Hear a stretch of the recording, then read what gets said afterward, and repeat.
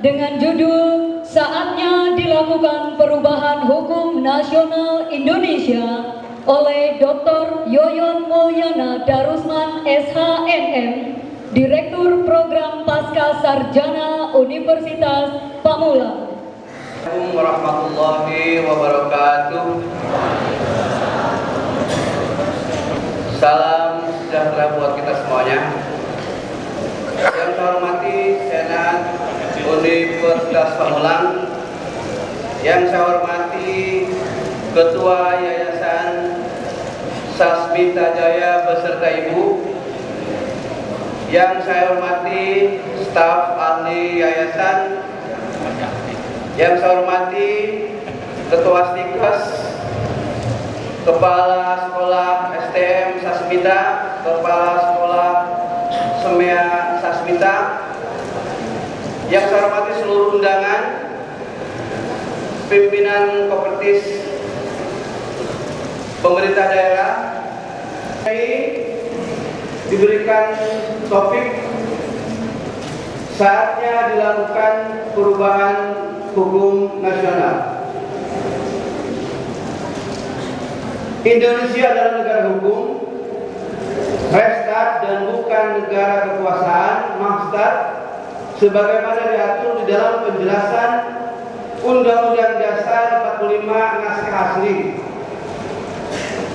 Dalam Undang-Undang Dasar 45 pasal 1 ayat 3 pasca amandemen mengatur bahwa negara Indonesia adalah negara hukum dan bernegara di Indonesia didasarkan kepada hukum. Konsep negara hukum dalam perspektif Eropa kontinental yang pertama adalah pengakuan dan perlindungan terhadap hak asasi manusia. Dua, negara didasarkan kepada teori trias politika. Tiga, pemerintahan diselenggarakan berdasarkan undang-undang. Empat, adanya peradilan administrasi negara yang bertugas menangani kasus perbuatan melanggar hukum oleh pemerintah. Dalam perspektif Anglo-Saxon negara hukum, satu, setiap penindakan hukum harus didasarkan hukum.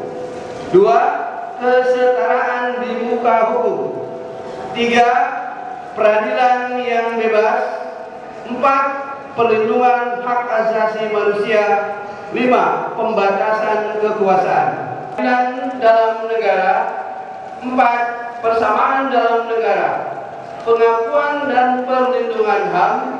Enam, keadilan bebas. Tujuh, perdamaian. Delapan, kesejahteraan. 9. Ketaatan rakyat. Dalam sejarah hukum Indonesia ada dasar tradisional dalam aturan pelalihan pasal 2 Undang-Undang 45 sebelum amandemen menyatakan segala badan negara dan peraturan yang ada masih langsung berlaku selama belum diadakan yang baru menurut Undang-Undang Dasar.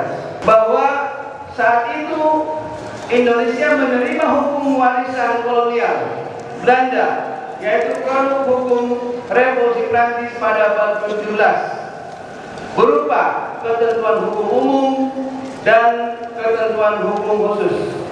Hal ini adalah merupakan pilihan hukum, mungkin juga politik hukum. Di dalam konsep negara hukum, dalam peradaban ada dua mazhab. Yang pertama adalah Eropa kontinental dengan civil law system, yang di dalamnya ada indikasi atau ditandai dengan legisme hukum. Hukum adalah undang-undang. Dalam mazhab Anglo-Saxon dengan common law system dapat dilihat dengan adanya realisme atau pragmatisme hukum. Hukum tidak selalu identik dengan undang-undang. Kodifikasi hukum relatif, bahwa hukum bisa juga dikodifikasi, juga bisa juga dalam bentuk putusan-putusan yang lahir di pengadilan atau jurisprudensi. 3. Penegak hukum bukan mutlak sebagai corong dari undang-undang, karena undang-undang dapat saja dikesampingkan jika bertentangan dengan rasa keadilan masyarakat. 4. Tujuan hukum adalah untuk adanya kepastian hukum. Maling ayam digebukin dan dihukum berat, sementara maling berdasi dihormati dan dihukum ringan. Bahkan seorang nenek berusia 70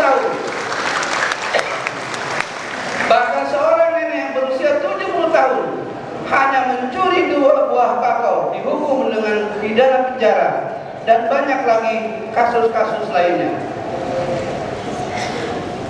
Hukum Indonesia sangat tidak sesuai dengan etika dan moral bangsa, karena tidak sedikit seorang yang sudah nyata-nyata ditetapkan sebagai tersangka tetap saja tidak merasa bersalah dengan alasan praduga tidak bersalah.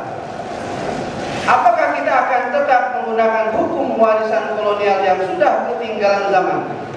Apakah kita tidak bisa atau tidak mampu membuat hukum sendiri yang sesuai dengan jati diri bangsa Indonesia?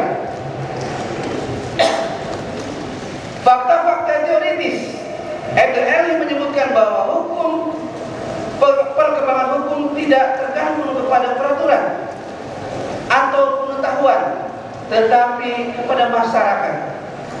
Roscoe menyebutkan bahwa hukum adalah sebagai alat untuk merekayasa atau merekonstruksi masyarakat. Almarhum Prof. Sabti Raharjo bahkan dengan progressive law atau hukum yang progresif, bahwa hukum itu harus bergerak dan berubah mengikuti perkembangan masyarakat. Kemudian Jeremy Bentham dengan utilitisme hukum, bahwa hukum itu harus memberikan manfaat yang sebesar-besarnya kepada masyarakat.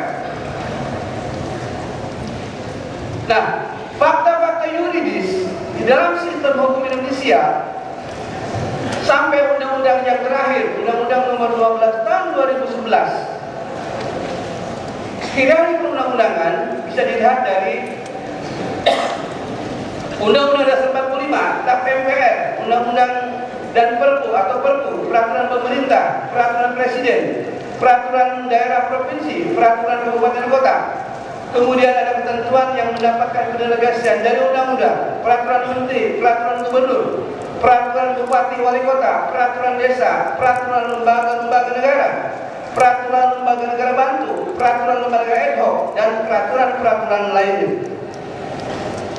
Timbul pertanyaan, bagaimana jika fakta-fakta yuridis di dalam hukum nasional Indonesia tidak mampu menjawab atau memberikan solusi terhadap fakta-fakta geografis, sosiologis, antropologis, belum lagi dengan fakta-fakta politis dan ekonomis? Jika jawabannya tidak, maka tidak ada jalan lain, hukum nasional harus berubah.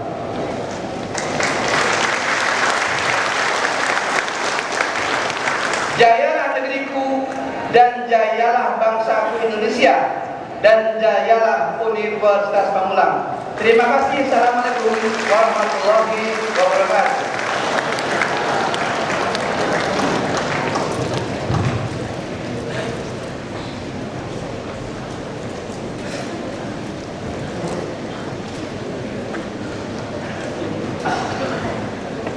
Rektor Universitas Pamulang, Dr. Haji Dayat Hidayat MM.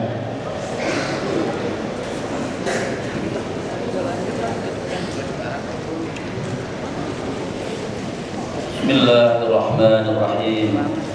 Assalamualaikum warahmatullahi wabarakatuh.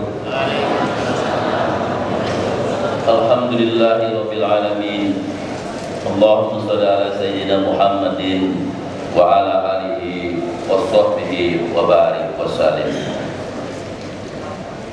Yang mulia Bapak Ketua Yayasan Sasmita Jaya dan seluruh pengurus yayasan, Senat Universitas Pamulang, hadirin para tamu undangan, para wisudawan dan keluarga yang bahagia. Alhamdulillah, kita tengadahkan tangan, kita tundukkan hati dan jiwa serta perasaan sebagai ungkapan rasa syukur yang tak terhingga keharibaan ilahi Rabbi. Cucuran rahmat, basuhan karunia serta celupan berkahnya yang tiada tara. Sungguh sangat terasa istimewa pada hari ini, tanggal 5 Maret 2014, hari lahirnya para ahli madya, sarjana strata 1 dan sarjana strata 2 periode ke-13 Universitas Pamulang. Status keilmuan yang mengandung konsekuensi begitu dalam dan penuh pertanggungjawaban yang tinggi.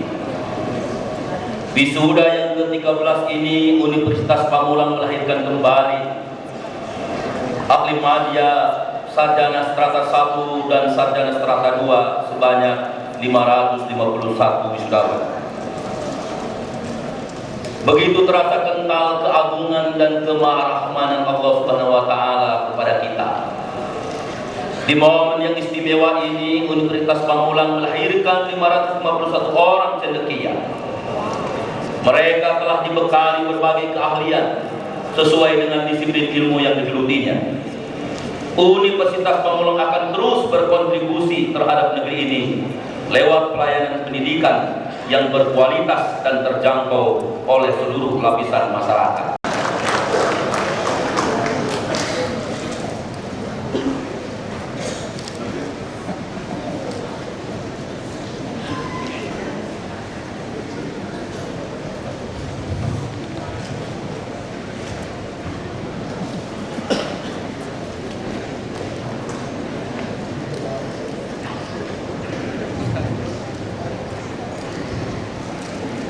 Assalamualaikum warahmatullahi wabarakatuh.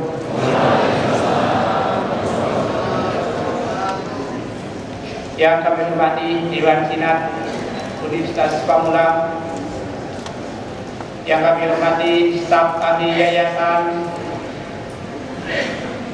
seluruh tamu undangan, para hadirin dan wisudawan yang berbahagia. Alhamdulillahirrabbilalamin, kita panjatkan puji syukur kehadirat ilahi.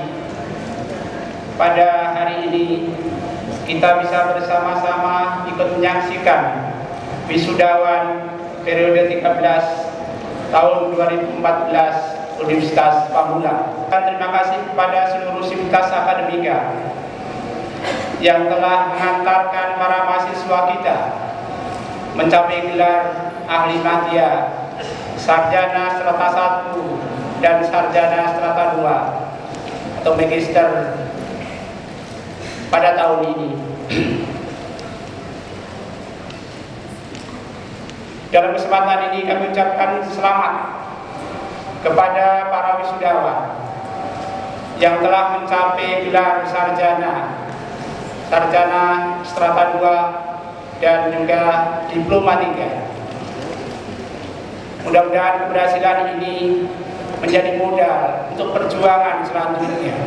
Itulah pentingnya pendidikan, supaya ilmu yang kita peroleh itu membawa perubahan yang lebih baik, membawa kesejahteraan bagi kehidupan kita, dan memberikan manfaat bagi masyarakat luas.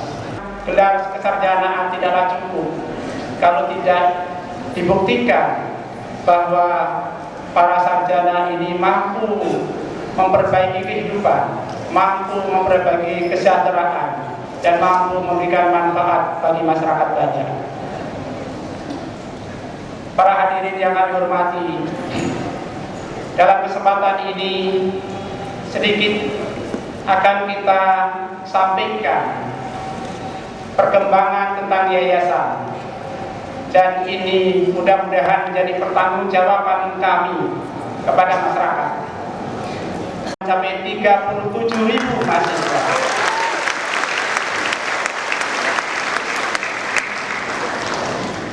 Seiring dengan perkembangan jumlah pertumbuhan mahasiswa dan siswa itu, dituntut untuk pengadaan sarana dan prasarana yang lebih banyak, sehingga yayasan selalu berupaya bagaimana membangun gedung-gedung yang diperlukan untuk perkuliahan itu.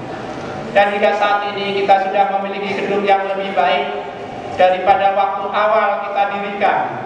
Yang tadinya kita tidak mempunyai tanah, sekarang kita sudah mempunyai tanah sendiri yang memungkinkan untuk menyelenggarakan pendidikan perguruan tinggi yang lebih besar. Dan saat ini kita sedang menyelesaikan pembangunan gedung stikes dan juga rumah sakit yang insya Allah mungkin 3 bulan lagi akan selesai. Sayangnya perkembangan daripada lembaga pendidikan kita tidak direspon oleh pemerintahan daerah yang harusnya menyelenggarakan infrastruktur yang memungkinkan lingkungan mendukung daripada perkembangan kampus kita yang begitu banyak mahasiswa dan siswanya. Saat ini apabila mahasiswa kita bubaran kuliah, maka lingkungan tidak lagi nampung daripada perkembangan siswa kita yang lagi bubar itu. Jalanan di depan kampus sangat macet, sangat menimbulkan masalah bagi masyarakat. Dan ini menjadi keprihatinan kita semua. Untuk merespon seperti itu, Yayasan akan membangun kampus yang kedua, yang insya Allah akan kita mulai bulan Mei di arah Muncul sana. Ya seperti yang kita tayangkan ini. Inilah kampus yang segera akan kita bangun, yang harapan kita mampu menampung jumlah mahasiswa hingga 50.000 mahasiswa.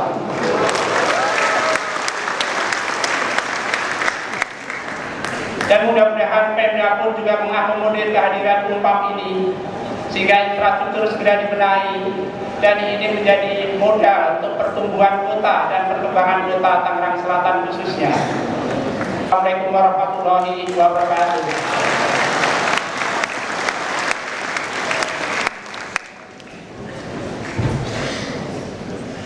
Selamat untuk wisudawan terbaik.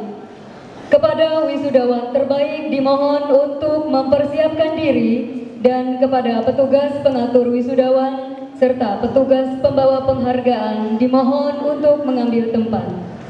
520012 Program Pasca Sarjana Strata 2 Program Studi Magister Manajemen dengan IPK 4,00